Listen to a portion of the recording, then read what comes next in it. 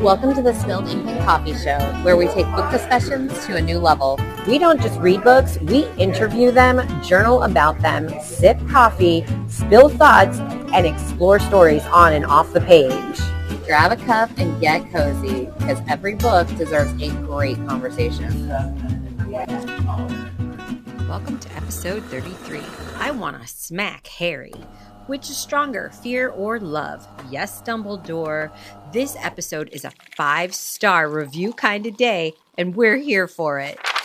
First, let me just say, but the new Libby app, and now that I am tutorialized, I'm going to get through my first Libby app audiobook and see how, because you are in a time limit, and I've not. Yeah, you got 14 days. So that's new for me. Truck. Oh, you put a thing in the truck? Well, yeah, that's the book I DNF'd. Oh my gosh, it looks so good in the back of the truck as you haul it away. Now, are you going to artify each truck based on the color of the book and give it a paint job? I wasn't planning on it, but it would certainly give me something to do while I'm listening to a book. I kind of feel like you could like give that truck a wrap that matches this book you just put in the. I should. In the haul it away, delay it not found. Keep on trucking. All right. Well, that's wow. What I'm gonna have to do. And you've got so many bingo stuff accomplished already. I know but I've only been I've been trying to fill one in at a time. I only come over to this one when I don't see anything on this one. Oh my gosh! Look at all your bingos. You're doing great.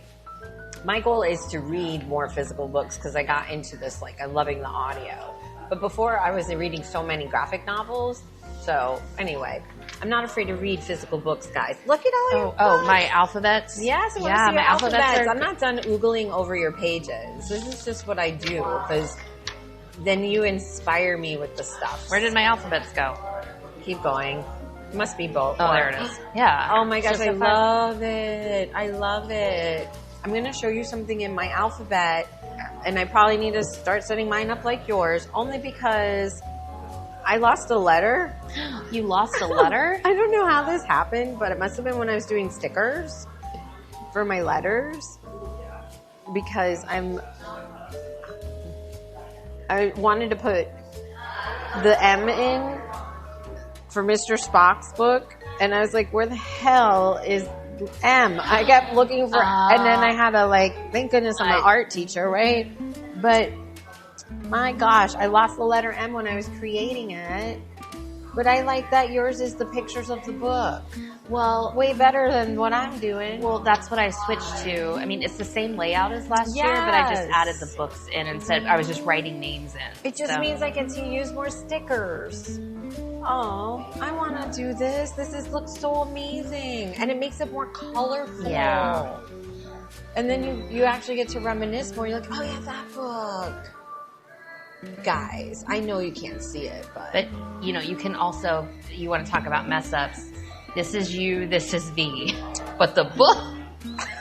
The books are backwards. The books are backwards, but gosh. So. I know. See, now I would reprint it and then re-stick it on top. Yeah. I know. But I mean, look, I am using a lot of corrector tape. I had to order more. Oh, I had to use on my March, I don't know if you can see, I miss, this is the corrector tape shiny. All down here. Corrector tape all down here. The corrector tape is real. Yeah. The need for corrector tape is real in life. Oh my goodness. So, yeah.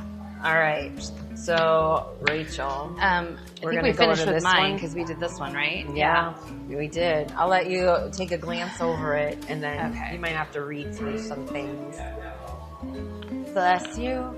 Oh, I mean, I could read through, and you can ask the question. Okay. You're like, no, I'm going to read the things. Here we go. Yay. Life is better now. Because we can see words.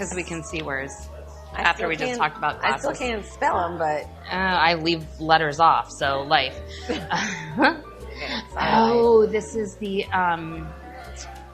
Scottish one. Yes. Right, okay. Yes. So, Dastrum Delirium, The author is Alistair Malister Alistair. Yep, that's his, and it was translated by Taylor Strickland. It's written in Gaelic. So this was a physical book. You got it. I was with you when you got it at the Gilded Page in Tarpon Springs. Fantastic little indie bookstore. The publisher is Broken Sleep Books. It is a translation. This is poetry, romance, and you gave it 3 spicy stamps. Oh my gosh, I was not prepared. I was not prepared. Okay. I mean, the year that this was published was like, I don't remember. I must have written it down somewhere. Okay. But there was a lot of spice. You gave it 5 coffee cups. Yeah. And your favorite character was Morag. Oh, it brings me back to Outlander. Anyway, it's neither here nor there. Okay, so give me the number 1, because I was with you. Why'd you pick this one up? Well, I enjoy poetry. I didn't know this until way back when you got me into book journaling, how much I really did, because I read my first poetry book in a long, long time. And so I now seek out at the independent bookstores poetry books, because you never know what you're going to get. I feel like they're always a surprise. Every poetry book is always a surprise. It's different when you get a book that's like fiction or nonfiction and you read the dust cover jacket and then it's like, here's the summary. Not with poetry books. Poetry books are a mystery. They're like a bunch of poems about some person's feelings. I love that. Poetry books are a mystery. That's a little profound. And so this one was a bigger mystery because now this is from Scotland. Mm-hmm. It's a translation. You know, I enjoy translations. Mm-hmm. It was small, cute. It's in an independent bookstore. And when I opened it up, to my surprise, it was signed by the author. This is the one that had the stuff, like something crossed out. What was crossed out? One of the letters in the author's name and the last name had a slash through it. And to this day, that was handwritten by the author. He slashed it and then signed his name. So I do not know what that mystery of this poetry book was about. Well, if anybody would like to clarify why Alistair,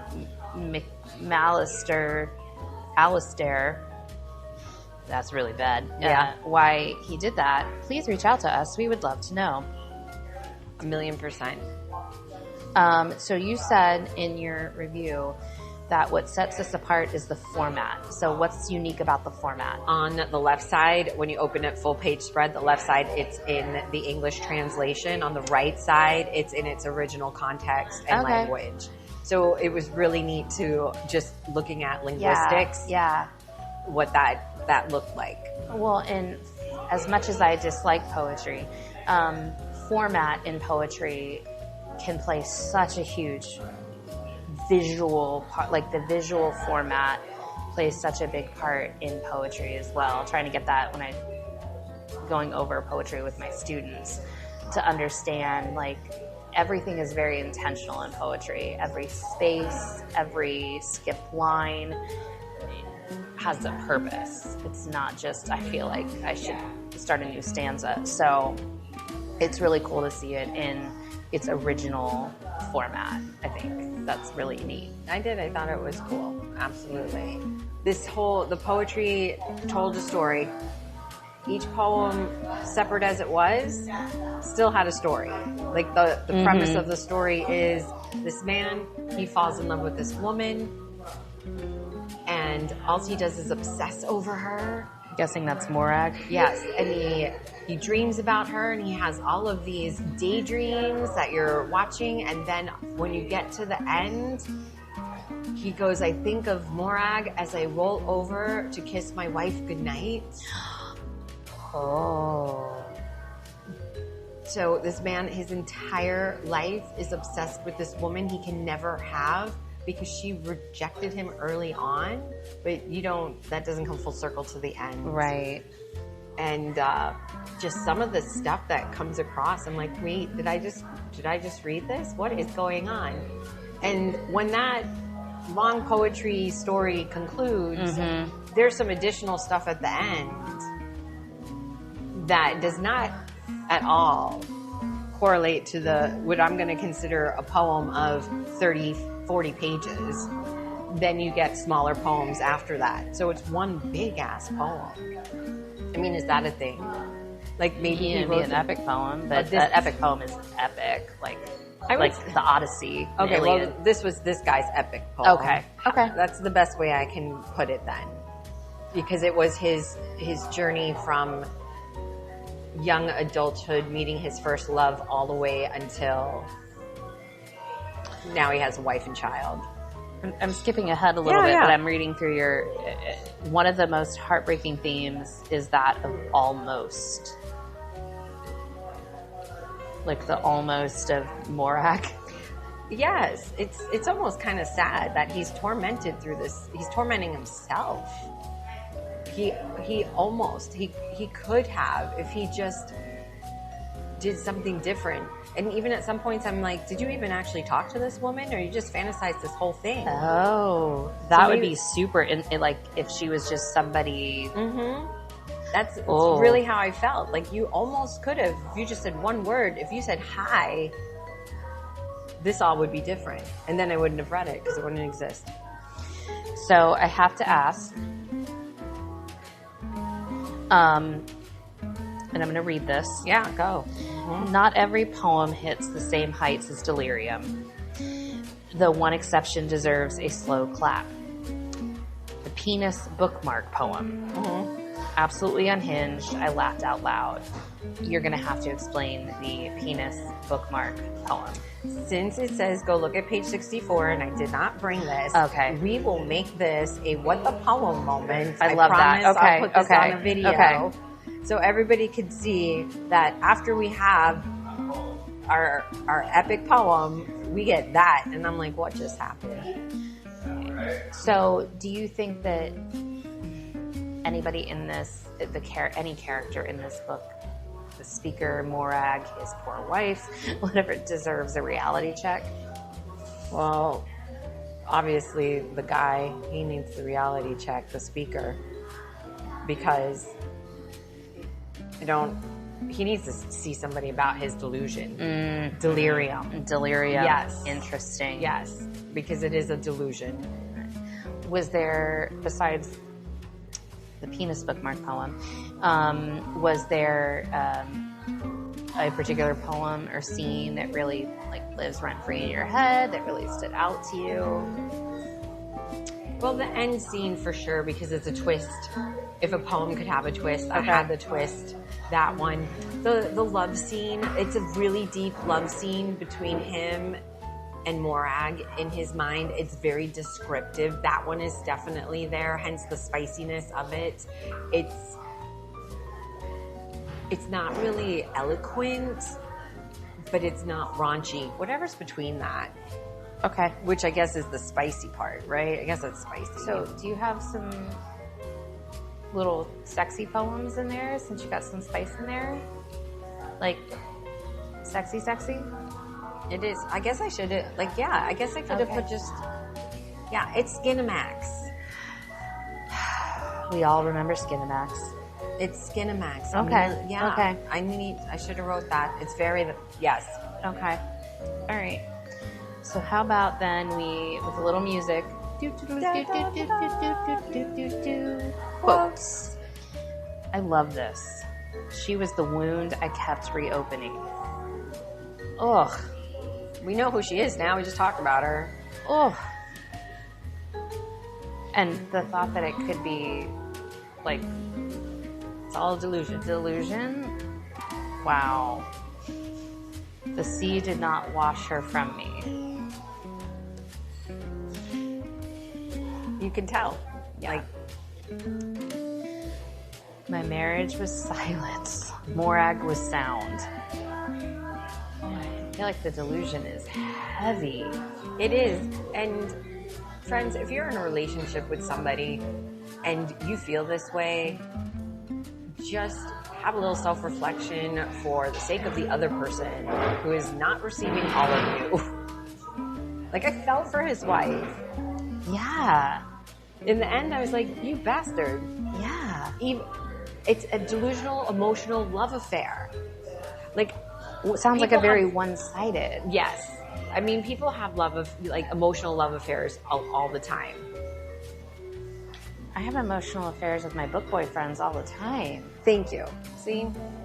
But she's not a book girlfriend. Aww. Like, it's just, desire does not ask permission. That's a true statement. And then you do say in here, like, instead of just putting the quote in, you say all of page 22, all of page 48. So I will do I think this the is, book about a couple of these pages. They are shockers. It's a little gem, a little mystery, a little you didn't know, a little romance. It was really, really, that's how I felt. I felt like that's why I picked the stickers that I picked, actually, because I felt like this was flowers and carriages and love, but it was very dreamy, as Skinamax is in the 1700s, I believe. So let's talk cover. Yeah. There really isn't much to it. No. Let me ask you this. If you could design a cover that matched the poetry, what would you put on this cover? Because right now it's just a brown page with nothing on it but words. It would you'd have to call Fabio. Okay. Because I feel like this is probably a little sliver of those beachy reads that are smutty.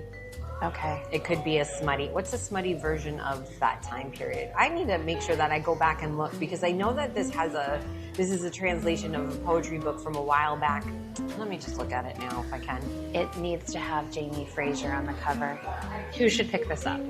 Anybody who is questioning whether or not fantasizing about romance with other people, if it's okay or not. Clearly, everybody does that. If someone does not like poetry or is on the fence about poetry, should they pick this book up? I think so, because it reads more like a short story. Okay. Absolutely. Okay. It really does. Any final thoughts on this one? No, it was just unexpected spicy. Skinamax, 1700s. All right, Rachel, let's see what you got. Can I real quick, because they're open for another 45 minutes. Yeah. I have to get another coffee. Do you want anything else? No. Okay, I'll be super quick. Perfect. You can look over my M&M Lions. I will. There's no reason for you to justify getting another cup of coffee on any It's just planet. water. Well, yeah, we need to balance it. I know. Oh my goodness. So when I walked in before we started the podcast, you had one of these books out that you were reading. Volume 3. I mean, can you just open any random page for me? I want to see the, wow. Yeah, you can. Oh, Yeah. You know what? This is starting to, the more I read this, I feel like this is, I don't know, I'm reading like Nancy Drew again, but not Nancy Drew. I'm sure there's a better Oh my gosh, I comparison. should totally read a Nancy Drew book again. I've got all of them. Yeah, pull one out. I 'Cause really you can should. do it random. I should do a random. Bring those, you know what? If you're okay to me borrow one, Yeah. why don't you select one for me to read? And I'll pick one. And you pick one. Okay. And then we'll talk about revisiting one of our favorite From when we were series kids. when Yeah. we were kids. Okay. It would be amazing. But what we're really talking about now, The Unselected Journals of Emma M. Lyons, Volume 2 by Beth Brower, historical fiction, another 5-star rating. This is starting to gain so much interest in our social medias that you are reading this. There is quite a fan base for this, but I feel like it's a niche. Like Oh, thank you so much. they're coming out of the woodwork, because I don't see this a lot in social media, this particular book series. Which is funny because I found it on social media. I mean, that's how I found it. But it's just not, I don't know, what do the kids say? Trending. It It was a blip. it's, And then you have these super fans now that are all starting to super fangirl with you and reach out. they're fantastic. I mean, I've got another 40 pages of the third one. And they just get better. Each one gets better. This is what your review said, that it was more fun and that you were laughing. Oh, yeah. Laughing. I laugh out loud. Absolutely. And I want to read a book that makes me do that. Yeah. Guys, if you want to laugh when you're reading, and it's because of her love for Emma, but this is her journal, so of course this is who you're going to hear it from. You know what she's starting to sound like to me? Ramona. I can see that. Just, I haven't Yeah. read these guys, but I'm feeling that vibe of this like quirky person, this quirky kid that is just like, I'm going to tell you like I see it. Yes. Because you say, But it's not, I mean, she's her quick wit. She's Her quick quick. wit. She's witty. She's, you know, she's got a tongue on her. But at the same sense, so much of this book, why they're enjoyable, is also the cast of characters that are, And we're about to get to that. that are around her. I mean, it's an absurd. Everything is absurd, but very real. Like I totally see the situation that she's in happening. But the absurdity is just like, come on, you can't. Are you serious? Like, yeah. So you go on to say, and I can see even more why you're connecting to this. And who doesn't love a meeting that is all about getting a copy of a Jane Eyre book? And you are, like, if you could be somebody for Halloween, that's who I think you would be. Jane Eyre? Yeah, I do. Or at least, like, her publisher. I mean, Jane Eyre was, I don't think I feel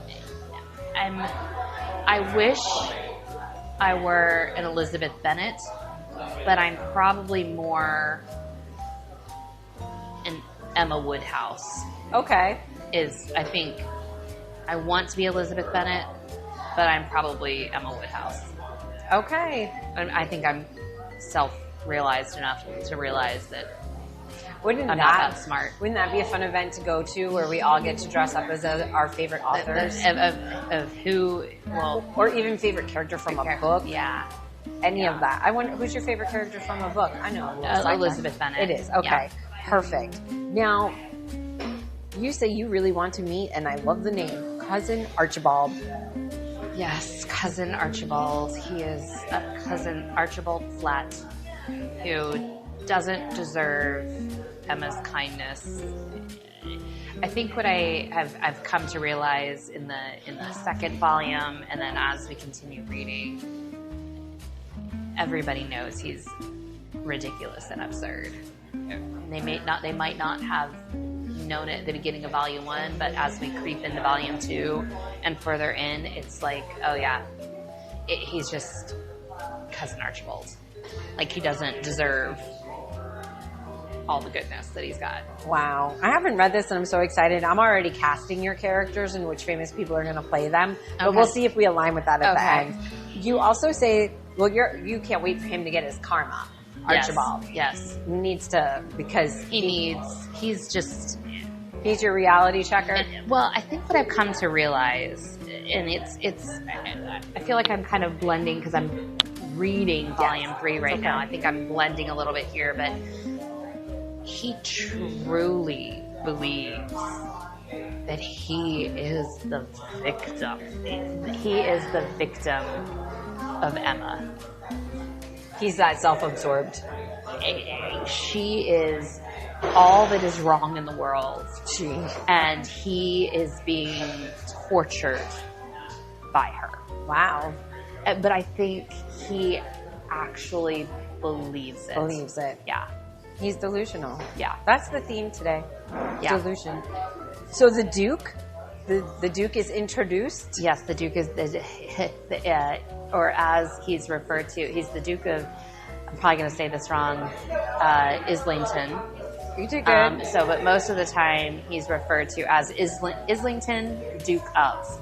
That's how she writes him. Yeah, she keeps running into him.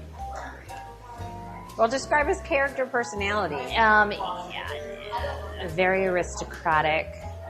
Has the appearance of being very snobby, above everything. But there's something about Emma, and as they kind of, in their run-ins, you see a little bit more of his personality, that he's really not that. I mean, he is, but he isn't. Or he is, and he doesn't want anybody to know it. And we're not going to know until you keep reading. Right. And I really like him. I don't think it's who she's going to end up with. Because there's a lot of possibilities. And you say this next because another character shows up, and he's known as the Tenant, and another character, Roland. Yes. And you ask, are we setting this up as a possible love square? Yeah, I think you could actually turn this, especially now that I'm in volume 3, I feel like you could turn it into a love rhombus. Wow. And I don't know if did I add him as a character? We have Jake. Young Hawks. No, he's not on this list. He should be, because he's a character in this book, but he's also a character in the third book. But I feel like I've got a love rhombus happening. I feel like there's 4 possibilities For a suitor for Emma. for a real love match here. Wow. And I like all 4. Match game it is. Yeah, and I'm worried the one I like the least is who she's going to end up with. So. Who's the one you like the least? The Tenant. Okay, well, And it's not that I the just Tenant doesn't even have a name. Oh, it's he does. She just refers to him as the Tenant. It's Niall Pierce. There's no way she's going to end up with Niall because she calls him the Tenant. I just, and it's not that I do like him. Niall. I just like the others more. Yeah. Which I don't know if you wrote these in order of importance. I didn't. I just of who I thought about as I came across. Cousin Arabella, Mary, Jake, Agnes, and Aunt Eugenia. Aunt Eugenia is Aunt Eugenia. spectacular. I feel like I love her already. She's spectacular. Does she wear lots of jewelry? She's very rich. She Yes. is very kind to Emma in the meanest way. Give an example. When she invites her to come to a ball, please know, here's the fabulous dress I purchased for you. Come to the ball, but try to be as not yourself as possible. Okay. Perfect. Yeah. But she doesn't but she still makes sure that she's got everything she needs. Has this been produced on stage or anywhere? No. How old are these books? A couple of years. Yeah, volume 3 was in 2020. Okay. Everything about this just feels old and nostalgic, and Yes, this is coming. It reeks of Jane Austen. It's Beautiful. It reeks of Jane Austen, and I love that. That's why I'm limiting myself to one a month because you want them to last. because I want them to last. Are all of them already released? I don't know. I know there's 8 of them. I don't know if she plans on writing more. Okay. And I know I'm jumping ahead in everything. Yeah, I don't know. But we don't even know if it's optioned. Could you put this one on a stage? No. It just feels that way in the nostalgic point. I think it needs to. If it's going to be, it needs to be a TV show. Okay. Yeah. And it needs to be produced by the BBC. Oh, BBC. Okay. Yeah. That means the actor I picked to be Emma in my mind might work out. Who would you put as Emma though? I don't know. Oh my gosh. I can't. Millie Bobby Brown. That was my pick. Possibly. Unless you get a new no-namer and you're going to make her somebody. You're going to make a star. Possibly. Oh, her wheels are turning now. Yeah, I don't know. Think about this because you're into all of the books. Who you'd be casting in all of these roles? Because I would be very curious. Now, BBC, if you're going to make this, I don't know how old Aunt Eugenia is. Oh, probably 45, 50. I need to be her. Okay. I will I could work see an that. accent. I could see that. Yeah. Thank you, BBC. That's all Yeah. I want to say. You obsess over Emma. Are you gatekeeping anybody? No. This is just they're so beautifully quotable and absurd. I mean, I laugh through it.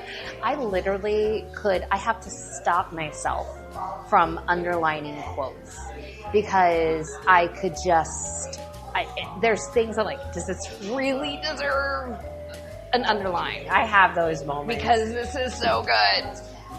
Historical fiction, but this sounds like this should be in the comedy genre. I mean, You keep using the word absurd, which is my favorite word. I mean, historical fiction can be absurd. Reality also can be absurd. Shakespeare is absurd. Yes, this is true. So I feel like, yeah, I mean. So in 3 words, the writing style, what is the writing style capturing you? It's got you. So we love the writing style, 3 words of it. How do you describe it? Hysterical. Attention grabbing. Oh, I like it. Enjoyable. Yeah. Are these audiobooks? Do you know? Yes, they are. Okay. I will sample one and see if I think that the narrator is okie dokie. Should be available on Libby. Look at her pitch, the library But guys. it's probably got a wait list, but should be available on Libby. Well, it's not like we don't have an infinite amount of time in our life anyway. So Right. I mean, I'll wait. Like we've got. Well, the first one is very short, so they get longer as they go. Okay. The first one was like maybe 100 pages. Second one was like that's not bad. like 130. This one's 210. Okay. So I think the last one might be over 300, but they're all. I mean, all right, got it. like I don't consider this a big book. Now, did you pick these up at an independent store? I did. So you had to do ordering. I had to order from independent bookstores. So what I found out about these books in my conversation with an independent bookstore dealer, thank you, Portkey, was that so they were originally self-published. If you look at them, they look like they're self-published. I thought that was just the style. And this is how all of the books look. It's a cheap cover. It's not. It doesn't look like a fancy leather book. journal. Right. They are not like, I think the first book is like $7.99. They are independent bookstores will not make money off of these because of what they have to pay. The cost for them is almost the same as what they sell it for. So they would have to mark it up. Correct. Okay, I understand. So that's, yeah.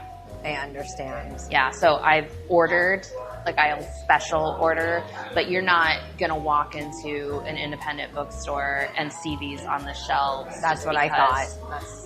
Of the cost. But that's why I did not see these in any independent bookstores anywhere. That's what I was told. And that makes sense. Yeah. That makes sense now. Yeah. So guys, if you are going to be looking for this one, you can't really pound the pavement. But if your independent bookstore has a online ordering situation, then you could do that. Most independent bookstores would be happy to order anything for you. So, I mean, I went into an independent bookstore yesterday with the intention of ordering a book and walked out ordering a book, 2 little tchotchkes, and bought another book. So, you know. It was a good day for you. Go support your independent bookstores. It was a good day for you. What in this volume, which again, friends, we're in the second book that we're talking about, your favorite scene or scene that you remember, your brain space, it's living in it. We've got Archibald, we've got the Duke. Oh, my favorite scene was when all of the Janes meet in Emma's house to plot and plan how to get back their copy of Jane Eyre. And Emma is there just to take notes. The Duke is there, and Jack, the scallywag, is also there. And it's just this brilliant scene of these girls and this aristocrat and this questionable person all plotting and planning how to break into a girls' school to steal a copy of Jane Eyre back from the headmistress. I didn't get past. Can you just confirm you said all of the Janes? Oh, yeah. So they're not all named Jane. But so there's a copy of Jane Eyre, and that apparently all these girls, including Emma, went to this unfortunate boarding school, Fortitude. And That's the name of the boarding school? Yeah. Wow. And novels, especially were no, we don't read novels. We read Shakespeare. We read the Bible. We don't read,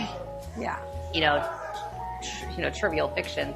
So there was a copy of Jane Eyre that had been passed down, class after class after class, and all the girls who are in charge of it sign their name in the book, and they're that year's Jane, because they are in charge of keeping the book, making sure the book gets passed around, all of that.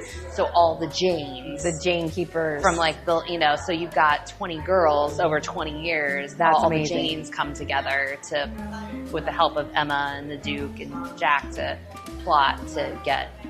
I'm glad that you explained that, because Yeah. I'm like, wait, what happened? We duplicated. It's a great. But I love that. Yeah. Everything you say keeps me wanting to read more and more. This thing that makes you, most importantly, laugh out loud. Wow, wow, wow. Now, because this book is so crazy, what is the main idea? What would you consider that? And I don't know if I could come up with a main idea. Do we for have to this. wait till we're done? I feel like I have to read all the journals to truly come up with a main idea. I mean, ultimately it's about her finding and supporting her way in the world. I mean, she's basically got no money thanks to Cousin Archibald, and it's all about her trying to figure out how to hold on to her house and her way of life. And she's not an extravagant person. Right. Yeah, but she loves books, and books are considered an extravagance. So one thing that, if somebody ever says, if she ever asks for anything, she always asks for a book. So in all the different volumes, even all the different journals, she keeps a list of her library, because, and I love this, she has conversations with her books. Because everybody's like, well, you can borrow. She's like, no, I don't want to borrow. I have to own, because I have conversations with the books. She writes all in the journals and has arguments and conversations with the books. So she wants to own the book so she can write in it. She doesn't want to borrow it, because then she can't have a conversation with the book. Wow. There's a lot of unexpected things. Yeah. I really do enjoy it. So plant people, book people do this. What? Plant people talk to their plants and do that to their plants. Yeah. So book people do this with their books. Yes. I believe you do this with your books. When you look at the TBRs and you're like, listen, guys, this time. It's so funny, because I do this with some books, usually books that I'm angry at or I don't like. I could bring a copy of one of the books that I did this with. I mean, I was writing seriously. You're so stupid. What kind of choices are you making? This is absolutely impossible. I wrote all over that book because I was so frustrated with that book. That's what I say to my Amazon Alexa Echo. The AI changed on that now, so it's so much more conversational. Yeah. And I used to say snarky things to it, but because now it's conversational, it smacks back. And I'm like, I don't know. So now I don't even talk to it. My book normally doesn't talk back, and neither does my dog. So that's really the only people I talk to in my house. So, yeah. Thank goodness for that. You don't have one of those. Okay, so now I have to throw out another person that came in my mind that can play Emma. But it has to be, we have to teleport young Haley Mills back into the now. Oh, yeah. Absolutely. Okay, I nailed approve it. of that. I approve of that. Yes. 100%. I approve of that. Yay, Disney, are you listening? Disney, Absolutely. Can you option this? Because this sounds like this might be a you thing. My. Let us do. Quotes. Okay, I will go from being a girl who looks like she needs charity to being a girl who looks like she's received charity. That's her aunt getting her a bunch of clothes. I'm starting to understand all of the laughing. My Uncle Lord Spencer was still alive, but no more vocal than he is now, dead these 4 years. What? What's up with Lord Spencer? He's not even on the cast list. Well, he's dead. That's Aunt Eugenia's husband. I got it. Yeah. Okay, brilliant. Dinner was exclusively stupid. I want to go to an exclusively stupid dinner. It was an exclusively stupid dinner. What kind of conversations are happening? Oh, it was so bad. It was just Uncle Archibald being, or Cousin Archibald being Cousin Archibald. Mr. Pierce, is he on this list? That's the tenant. Oh, okay. Mr. Pierce, to his credit, hardly batted an eye. I, on the other hand, batted two. What was said that I don't she remember. Didn't even blink, but it was during the dinner. It was during the dinner. during the stupid dinner? It was because it was Cousin Archibald, Mr. Pierce, and Emma. I love it. If I cannot worship in a majestic building, I have no interest in the practice, she snipped, which I assume is not a direct quote from the New Testament. You know, that actually is very thought-provoking. No desire to worship in just a plain building. It must be.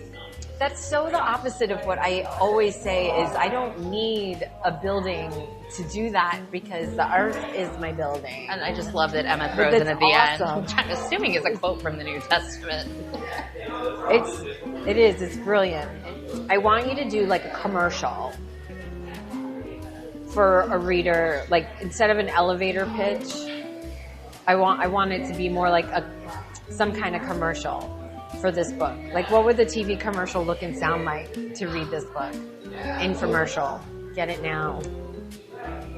Of who needs it in their life. Remember, they need it. They need it. They need it. We need it just like we needed the clapper. Clap on, clap off. OxyClean, like that. Not sponsored. Readers, have you read all of Jane Austen twice? Have you gone through the Bridgerton novels and the TV show 3 times? Well, I've got the next best thing for you. The Unselected Journals of Emma M. Lyon, Volume 1 through 8. Tap into the wit, fun, and fashion of the world of Emma M. Lyon and get your Bridgerton and Austen fix. Purchased at your local bookstore. There you go. And that's all I have to say about that. You couldn't have ended the little interview with this book any other way. This one will be very fast. Okay, this is Monsters You Should Know by Emma San, is it Cartier? Yeah, I think so. It's a physical book. You said the genre is spooky folklore art. Yes. And it's published by Chronicle Books. Is this is what I wanted to ask when I was watching your video. Is this a children's book or just an art book? I don't want to say just an art book. That doesn't sound right. But children's book or anybody book? It's an anybody book. I don't know if you would want to read this to children under the age of 10. Okay. I think 10 and up can handle this. Okay. It wasn't really classified as anything other than the lore. This is one of those ones that showed up on Book Outlet. I've never seen before anywhere in any bookstore. Again, okay. I just grabbed the weirdies off of there. Were you looking for something specific on Book Outlet when you stumbled across this? Graphic novel. Okay. But I would not consider this a graphic novel. Because Why not? It reads like a children's book. It reads like a children's book that a child shouldn't read. Yeah, do you like that? I like that. Okay. Graphic novels are usually set up more like you're reading comics that have been, anthologied into a novel. This reads just like a children's picture book, like where the wild things are. Okay. That's the best I can compare it to because it is kind of scary. Okay. These are monsters that look cute but have a deviant nature. Okay. Before I talk about the book, I don't know if you looked it up, but has the author Emma San Cartier Does she write anything else, or is this kind of her? You know, I have no idea. Okay, just wanted to. I feel like sometimes you really, like, especially with art, you get drawn to a certain Style. So seeing I didn't that. know if you had picked up anything else. I like a spooky, dark style, Yeah. and I like a sci-fi style. Yeah. You're absolutely correct. All right. All right. So, give me the real quick 3-second summary. Like, what actually is this book about? This book is about monsters in any kind of folklore that you may or may not know of across all of the world, and who they are, what the artist imagines that creature should look like, and what their purpose is. And that's the gist of it. Okay. Bada bing, bada boom. Did it grab you right away? Absolutely, and it's definitely the artwork. Okay, so describe. I'm not going to just ask you to describe the writing style. I'm going to ask you to describe the artwork. The artwork, it's watercolor, and I have a deep appreciation for watercolors. The watercolor is beautiful, and she almost has definitely an anime manga edge to her art, Okay. and I think that's the other reason I gravitated to it. Just do the quote. Do. Quotes. Okay, so Baku, I'm assuming that's the monster, says, you may Okay, I'm going to try that again when I'm not speaking in cursive. Baku says, you may meet this dream eater in Japan. If you suffer from nightmares, call its name to devour them. Ooh, a dream eater?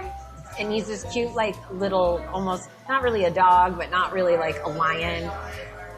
And if you're having a nightmare, you can call him, and in the next page, his jaws are huge, and his eyes turn evil, and then he eats your nightmare. So, I mean, that's a great quote because it's a monster that looks scary, but he's doing a good thing.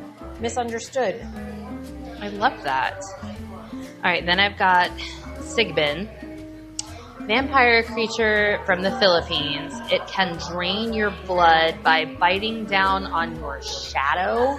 Yeah, isn't that one? That picture was creepy. That's a little nightmarish. It is, and there's so many books that I've read where your shadow, or even if anybody's watched Mushishi, which is an amazing old anime, and one of the Mushishi steals your shadow, thus stealing your life.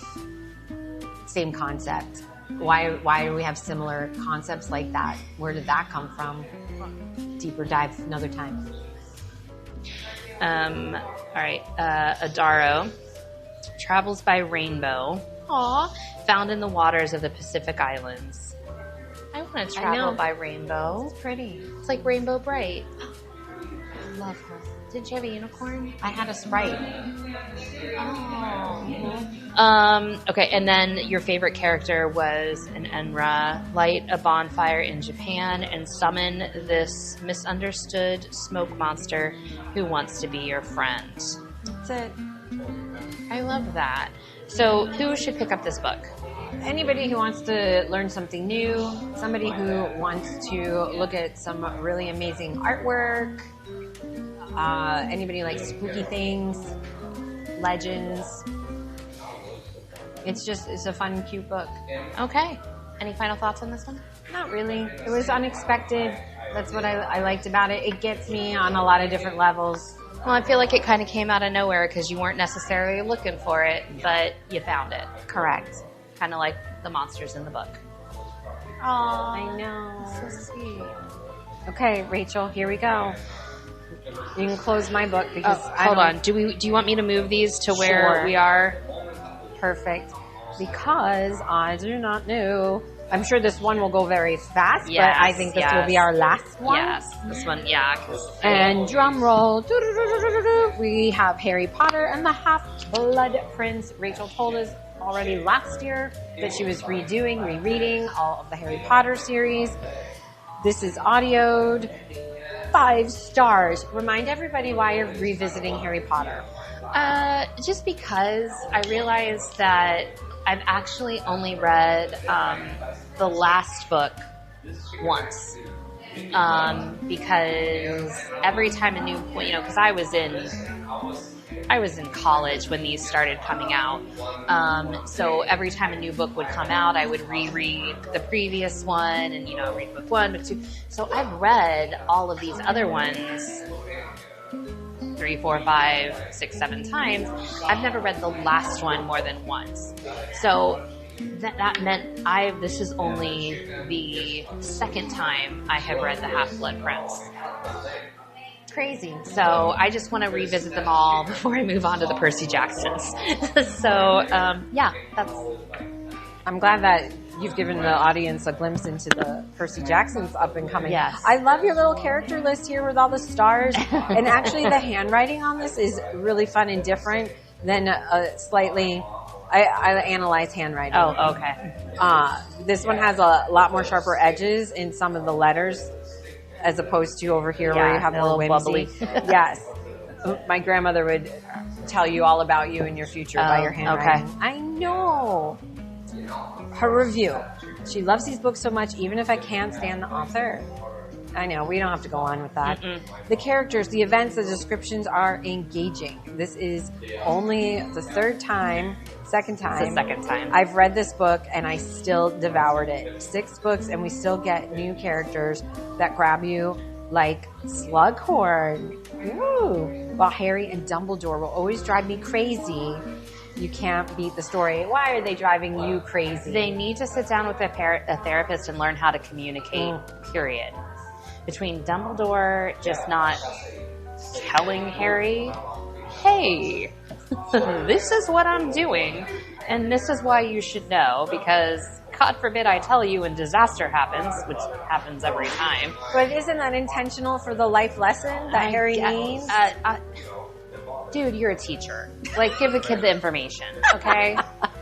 The other is Harry's just, which I understand, but his maddening desire to save everybody, even though he doesn't have all of the information, and someone has strictly told him, do not do this, because bad things will happen if you do.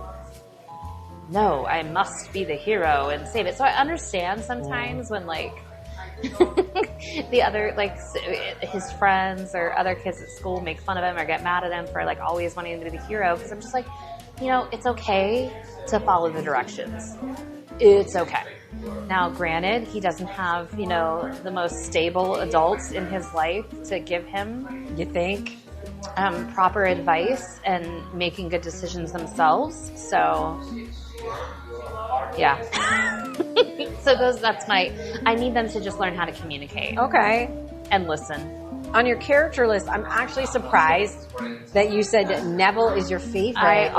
I have so much love for Neville in all of the series. And explain to everybody why, because we've never done favorite characters, and this is new in our year. Neville is he is so incredibly loyal to Harry and Hermione and to the cause, and he is strong in his field of herbology, and he will stand up for his friends. He will fight even if he knows it's going to be a disaster. He's scared to death of his grandmother, but he's a step away from being the boy who lived. It could have been him or it could have been Harry. And I think throughout all the books, he's the one who grows the most, who changes the most, and I just want to be friends with Neville because he is so kind and doesn't have a selfish bone in his body, and he doesn't have the hero complex that Harry has. He doesn't have the whatever Ron is, just following along. He's just, oh, you need me to help? Okay, let's go do it. Oh, yeah. You're right. Yeah. Yeah, Ron is our airhead. Yeah.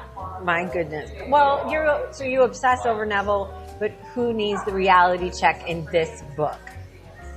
I mean, or you could say overall, but there's a lot of characters that need to see a therapist to get back with reality. But in this book, who needs what? Who needs a smack? I want to smack Harry. Okay. I really do. I just think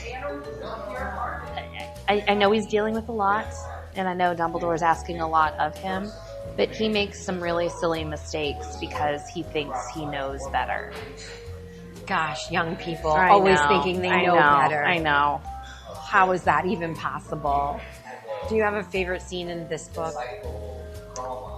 Half-Blood Prince. I don't know if it's a favorite scene. I really enjoy when Dumbledore and Harry do their lessons, when they go into the pensive and go back into the past and revisit memories. And we really get a whole lot of background on Voldemort. And I really enjoyed those, like that background information. I mean, this book reads so quickly because it's just a fast plot, but yet you're still getting a lot of background information that's really important in really setting up the last book, Deathly Hallows. So, yeah. Well, friends, it's time for quotes. It is the unknown we fear when we look upon death and darkness, nothing more. Fear is such a strong emotion. Yeah. There is so much of that emotion in all of these books. Especially once Voldemort really comes into power, like especially in this book when the world finally, or the Wizarding World finally admits, okay, he's back. Yes, Harry was right all along. Fear is governing every decision that's made. Is that the main theme, do you think, of all of this? About fear, how to navigate it, and how to overcome it? I think it's a combination of fear and love. Like really understanding that love is more powerful than fear and evil. I wonder if when the author she was writing these books, she was feeling these emotions because of all of the circumstances in her life back then. By the time she's here, she's a wealthy woman. At this point, sure. And that's it. That changes people. As much as people are like, she just needs to shut the F up. There you go. Exactly. Like Timothy Chalamet. You see what's going on? I'm dying. Saved with code. Timothy. In the opera world, in the ballet world, in the musical theater world. Go somewhere with yourself. Go somewhere with yourself. I'm dying, right? Oh my God. Don't worry. That boy. And that's all I can say about that. That boy. That boy. He's not listening. He's got to... Harry was left to ponder in silence the depths to which girls would sink to get revenge. Yes, we all do that, actually. Yes, Even other girls who are, again, yeah. Yeah. Oh, once again, you show all the sensitivity of a blunt axe. Who said that? Hermione said that to Ron. Of course she did. Yes. Of course she did. Age is foolish and forgetful when it underestimates youth. That's a complicated statement. Correct, Dumbledore. That is why you give Harry all the information. Yeah. It's complicated. It's complicated being a young person. Yeah. It's complicated navigating a young person. It's complicated being a parent, a teacher, and all those things. I am a wizard, not a baboon brandishing a stick. Greatness inspires envy. Envy engenders spite. Spite spawns lies. That's a great quote. Yeah. That one's a great quote. Well, you seemed too busy to call him a prat, and I thought someone should. Time is making fools of us again. Yes, Dumbledore, it is. Give him all the information. And then finally, luck can only get you so far. That's actually very true, guys, because there's a little bit of luck, but you also have to have ambition and knowledge and drive and all of the things. All of the things. All of the things. So did the covers change? Yes, the covers changed. And are you liking these new covers? This is the original cover, and I like the original covers better than the new covers. Okay. Yeah. And who needs this in their life? Okay, this is a trick question. It is. I love these books for so many reasons. Number one, because I love the stories. Number two, because these books made my daughter a reader. And these books have made so many kids readers and have grabbed their, created readers out of them. Oh my gosh, I love these books. I want to go read something else. So yes, go read if you want to make a reader out of your child. This is a great series, and I think they're great stories even as an adult.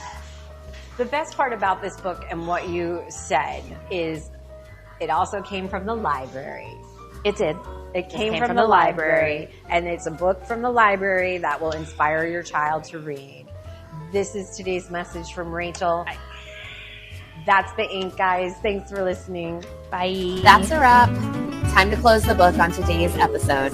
I'm Rachel. And I'm Kasie. If you had fun, hit the like, follow, and subscribe. Make sure you click on the bell icon. You can also email us at spilledinkinkcoffeeshow@gmail.com. Send us your questions, tell us what you're reading, or share what we should dive into. Until next time, keep your coffee hot And your pages turning. Bye, guys.